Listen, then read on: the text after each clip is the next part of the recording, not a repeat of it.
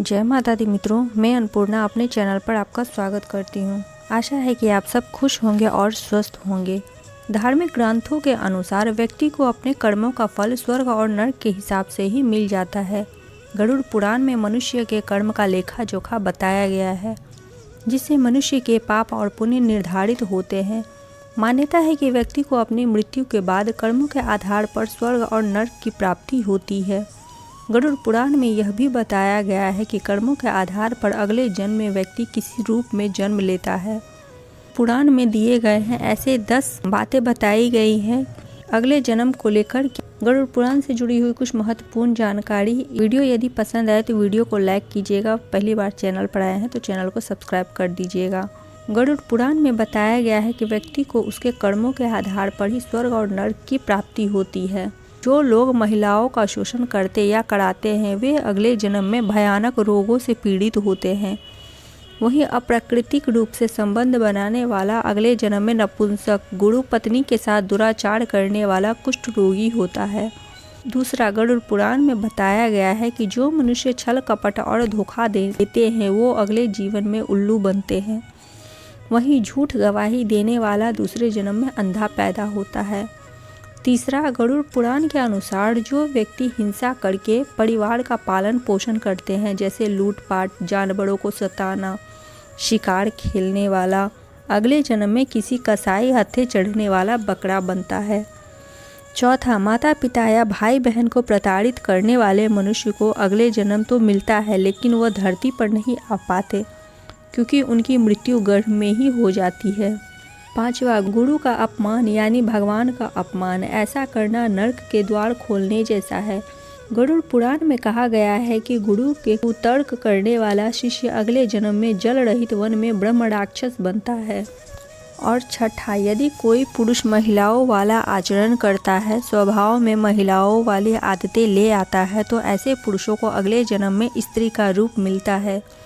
सातवां, अगर कोई मृत्यु के समय भगवान का नाम लेता है तो वह मुक्ति के मार्ग पर अग्रसर हो जाता है। इसीलिए शास्त्रों में कहा गया है कि मरते समय राम का नाम लेना चाहिए।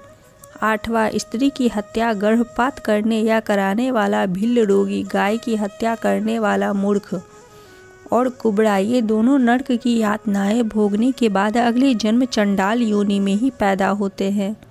इसी प्रकार महर्षि वेद व्यास जी कहते हैं कि बड़े भाई पिता तुल्य होता है, इसीलिए वह सदैव ही आदरणीय है।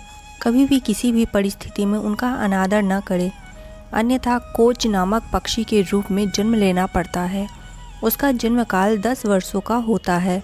यदि इस दौरान उस पर ईश्वर कृपा दे तो वह अगले जन्म में मनुष्य योनि में जन्म लेता है। साथ ही वेद व्यास ने बताया कि चोरी करना हमेशा ही गलत है, फिर चाहे वह स्वर्ण हो या वस्त्र, इसके परिणाम भुगतने ही पड़ते हैं। उन्होंने बताया कि यदि कोई व्यक्ति वस्त्रों की चोरी करता है तो वह अगले जन्म में तोता बनता है। वही सुगंधित पदार्थों की चोरी करने वाले छुछुन्नर के रूप में जन्म लेता है। इसीलिए किसी भी परिस्थिति हो लेकिन चोरी करने से सदैव ही बचना चाहिए। महर्षि ये भी बताते हैं कि कोई व्यक्ति किसी का कत्ल करता है तो वह जघन्य अपराध की श्रेणी में आता है। ऐसा कर्म करने वाला अगले जन्म में गधा बनता है। लेकिन यदि वह जिस शस्त्र से हत्या करता है उसी से उसकी भी हत्या हो जाए तो उसे मृग योनि मिलती है। इसके बाद वह मछली, कुत्ता और बाघ बनता है। लेकिन इन योनियों में भ्रमण करने के बाद वह मनुष्य योनि में जन्म लेता है। जो व्यक्ति सदैव दूसरों की मदद करता है, पशु पक्षी और अन्य जीवों पर दया करता है, जरूरतमंदों की मदद करता है और निस्वार्थ भावना से संचित धन का उपयोग धार्मिक कार्यों में करता है, तो ऐसे व्यक्ति अगले जन्म में मनुष्य योनि में ही जन्म लेते हैं। साथ ही समाज में अच्छे कार्य करके दूसरों को लाभान्वित करते हैं। लेकिन धन के प्राप्ति अशक्त मनुष्य अगले जन्म में सांप योनि में जन्म लेते हैं।